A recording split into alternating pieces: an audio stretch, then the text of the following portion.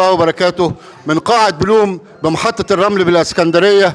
كان هناك احتفالا كبيرا بسيدة أعمال الخير المحبوبة من جميع المجالات الثقافية.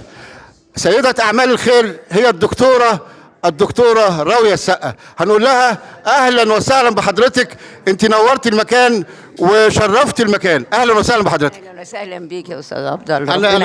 انا شايف سعاده كبيره على الوجوه الحضور، وبصراحه انت اضفتي كمان علينا سعاده، وبنقول لك كل سنه وحضرتك طيبه. هابي بيرز داي تو يو، ونتمنى لك الصحه الدائمه.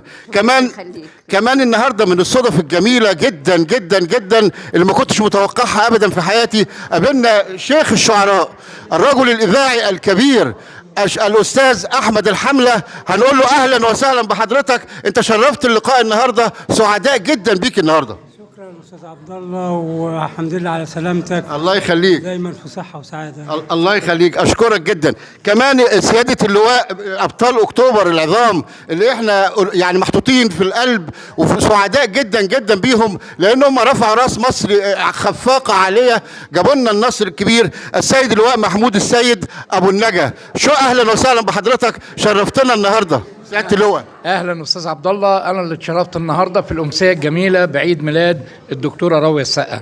شكرا لذوقك وحسن التقديم والكلمات الرائعه، واحنا الحمد لله جبنا النصر هديه لمصر، وعدنا العزه والكرامه للشعب المصري بعد ما نكسة 67 6 ايام. احنا هزمنا العدو في 6 ساعات. الله يخليك، احنا نتمنى الاجيال القادمه يعني تكونوا انتوا قدوه، ونتمنى الاجيال القادمه تقتدي بيكم لانكم مثال للعزه والكرامه. كمان النهارده التقينا مع السيد اللواء محمد سعد بطيشه، وقلنا من لا يعرفه هو اخو الاذاعي الكبير عمر بطيشه. بصراحه بنقول له اهلا وسهلا بيك، وانا على المستوى الشخصي بعشق الله يرحمه عمر سعد بطيشه. اهلا وسهلا بحضرتك، شرفتنا في لقاء النهارده. عايز تقول ايه للدكتوره راويه السقا؟ والله هي الدكتوره راويه السقا احنا مش بنعتبرها سيده من سيدات المجتمع، بل هي رمز من رمز الوطنية في هذا المجتمع السكندري، رمز عطاء، رمز يعني احنا كلنا نقتدي به. وهي ست لها يعني مقدرة جميلة جدا جدا على تجميع الناس إلى الخير، وهي من أهل الخير. كمان منظم هذا الحفل الجميل الرائع الأستاذ مدرس اللغة الإنجليزية طبعا اللي أنا بحبه على المستوى الشخصي الأستاذ سمير حلمي، وينقصنا الأستاذ عبد الله عبد الصبور، بنبعت تحيات له، لكن بنقول له أستاذ سمير حلمي أهلا وسهلا باللقاء النهارده. عايز تقول إيه للدكتورة راوية السقا؟ قبل بس ما اقول حاجه للدكتور راوية السقا، انا بسجل حاجتين.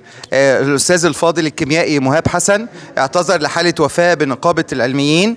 كمان الاستاذ عبد الله عبد الصبور اعتذر لارتباطه المفاجئ بمؤتمر للاستاذ سامي بدر الدين، مؤتمر انتخابي مفاجئ. الشخصين دول كان المفروض ان الاستاذ عبد الله عبد الصبور هو اللي هيقدم اللقاء، لكنه اعتذر في اخر لحظه لان جاله الارتباط المفاجئ. وبرضه بقول لحضرتك ان الاستاذ مهاب حسن الكيميائي مهاب حسن هو اعتذر لوجود العزاء، واجب عزاء الان في احد اعضاء مجلس اداره نقابه العلميين.